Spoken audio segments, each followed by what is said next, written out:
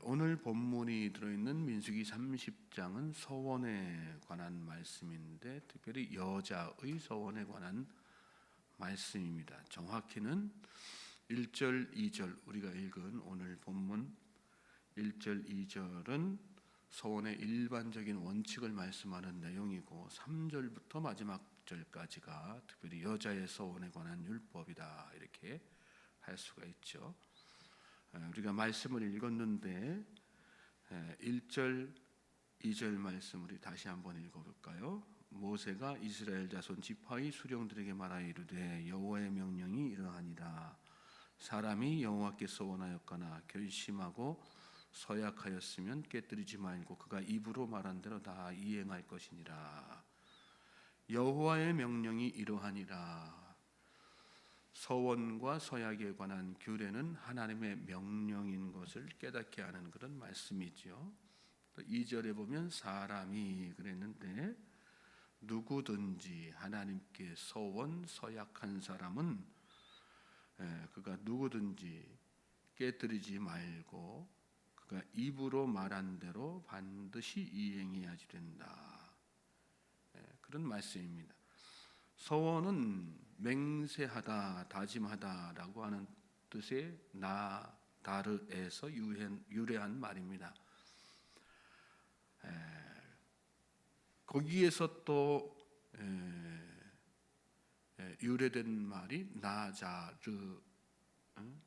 나자르인 그러지 않습니까? 나실인 서원된 사람 그렇게 쭉 이렇게 그 어원을 찾아 올라가면 그렇게 되는 것입니다.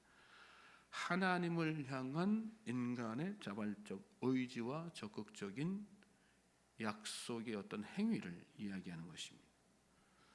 즉 자기 소유 가운데에서 그것이 무엇이든 유형이든 무형이든 어떤 것을 자기 소유를 거룩히 구별해서 하나님께 드리겠다는 약속을 서원이라고 하는 것입니다. 대표적으로 나실인의 서원을 들 수가 있죠. 나실인은 하나님의 일을 하기 위해서 특별히 구별된 사람을 나실인이라 그러지 않습니까? 나실인이 되고자 하는 사람은 자신의 몸, 자신의 일생을 하나님 섬기는 일에 내어드리겠다 하는 서원을 자발적으로 드려야지 됐습니다.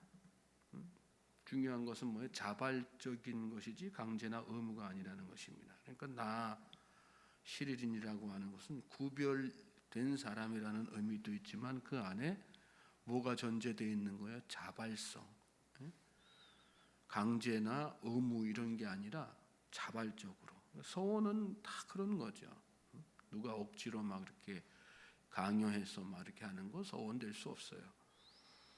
또 어떤 과시욕에 넘쳐가지고 남이 하니까 이에 질세라 이렇게 막 교회에서 헌금생활, 헌신생활 하는 것도 다 사역하는 것도 다 마찬가지지 않습니까?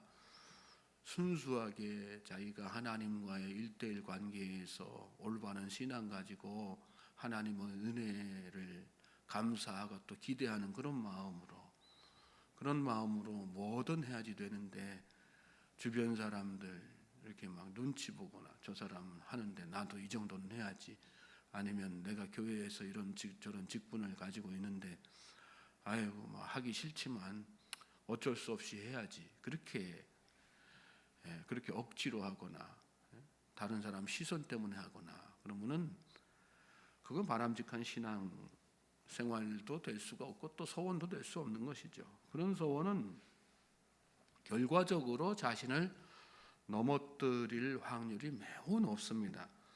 사도행전에 나오는 아나니와 삽비라가 바로 그런 사람들이었죠.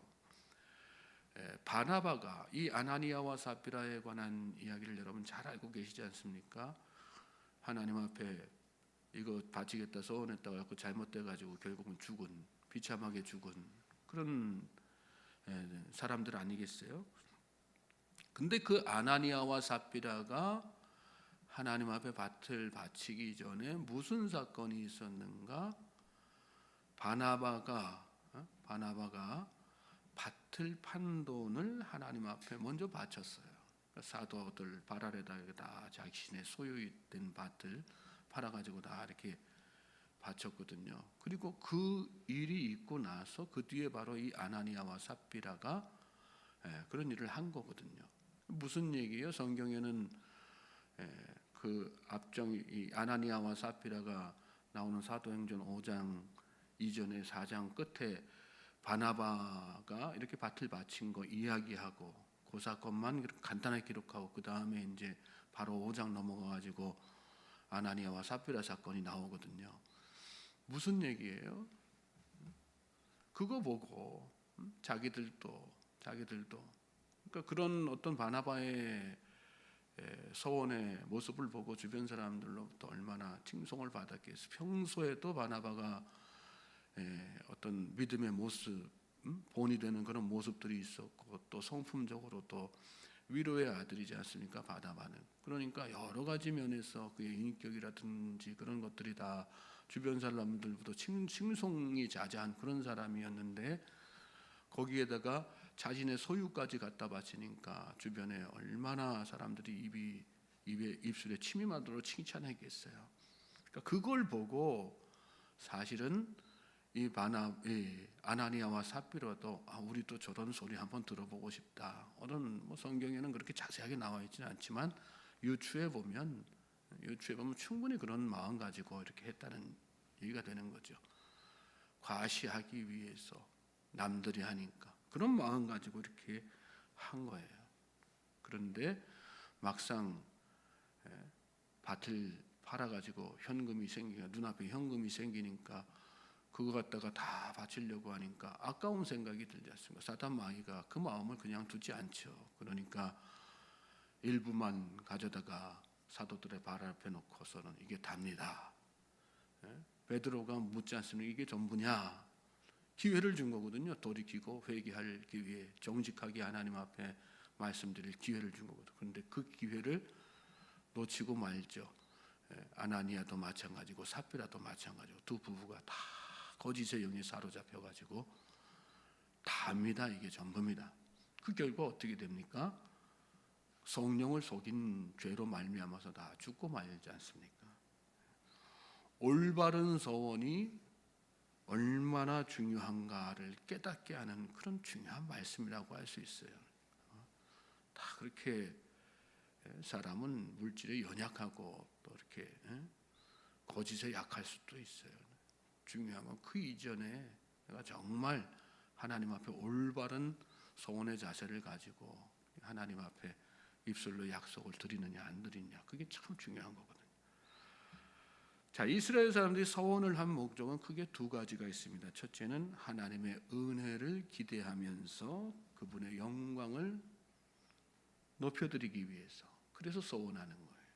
서원은 자기 자신을 높이기 위해서 하는 게 아니라는 말씀을 여러분 잘 깨달으시기 바랍니다. 두 번째는 자신의 신앙적 성숙과 하나님과의 더 깊은 교제를 위해서 이렇게 서원하는 거예요. 서원의 목적이 크게 두 가지가 있다는 거. 하나님의 은혜를 기대하면서 하나님의 영광을 드러내기 위해서 하는 거고요. 또 하나는 자신의 신앙적 성숙, 그걸 통해서 성숙해지는 거예요. 그렇죠, 여러분. 하나님 앞에 내가 이거 서원합니다. 그 과정이 순수하면 그 신앙이 얼마나 그 과정 통해 가지고 성숙해지겠어요. 또 그걸 통해서 또 그리고 내가 이렇게 하나님 앞에 내 삶을 드리고 내 소유를 드리고 하면서 하나님과 더 가까워지는가 친밀함을 느끼게 되죠. 영적인 교제를 하게 되는 거죠. 그게 긍정적인 요소예요. 자, 2절 말씀을 다시 보시겠어요? 2절 말씀 다시 보면 또한 서원에 어떤 것들이 있는지 어떤 것들이 포함되는지 또 이렇게 말씀하고 있어요. 여기 보면 서원, 결심, 서약 이런 얘기가 나오지 않습니까? 우리는 서원 그러면 뭐 하나님 앞에 얼마 갖다 바치겠습니다. 내가 작정 헌금하는 그런 정도 이렇게 생각할 때가 많거든요. 그게 아니라는 얘기죠. 서원은 먼저 서원은 제가 물질적인 아까도 말씀드렸지만 유형, 무형의 어떤 자기의 소유를 하나님 앞에 드리는 거, 그게 서원이에요. 결심은 해석하면 영혼을 맹세로 묶다 그런 뜻입니다. 영혼을 맹세로 묶다. 무슨 얘기냐면 하나님의 영광을 위해서 자신의 어떤 소욕을 절제하겠다고 결심하는 거.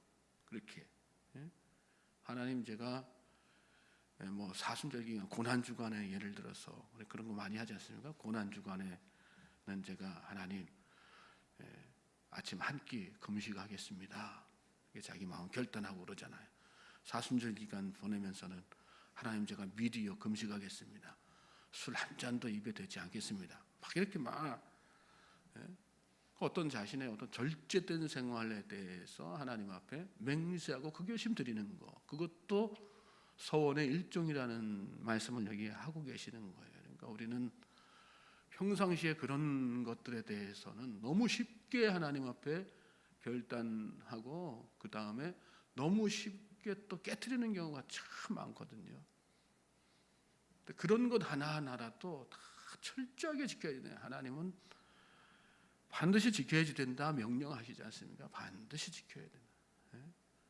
그냥 충동적으로 결심하고 결단하고 그러지 말고 정말 깊이 있게 하나님 앞에 기도하면서 진지하게 결심하고 또 결단하고, 그리고 하나님 앞에 결심한 그것들을 어떤 일이 있든 막 지키려고 하는, 의지적으로 정말 지키려고 하는,